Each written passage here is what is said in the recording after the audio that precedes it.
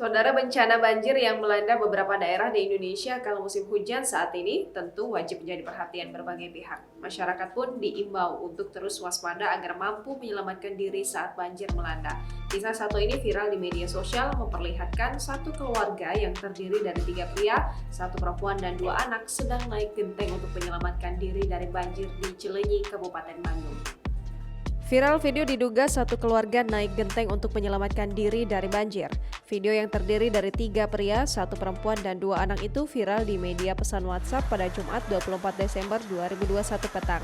Diduga video itu terjadi di wilayah Desa Cipacing, Kecamatan Jatinangor, Kabupaten Sumedang, Jawa Barat berdasarkan video yang beredar. Supervisor Pusdalops Badan Penanggulangan Bencana Daerah Kabupaten Sumedang, Ruli Surya S. mengatakan peristiwa dalam video tersebut benar adanya. Akan tetapi, kata Ruli, lokasi tepatnya bukan berada di Desa Cipacing, Kecamatan Jatinangor, Sumedang. Video tersebut dialami satu keluarga di wilayah Kecamatan Cileunyi, Kabupaten Bandung. Ruli menuturkan, Jumat sore sejumlah desa di Kecamatan Jatinangor memang diterjang banjir. Ruli menyebutkan hasil asesmen selain karena hujan deras dengan intensitas tinggi, banjir terjadi imbas adanya proyek tol Cisumdawu.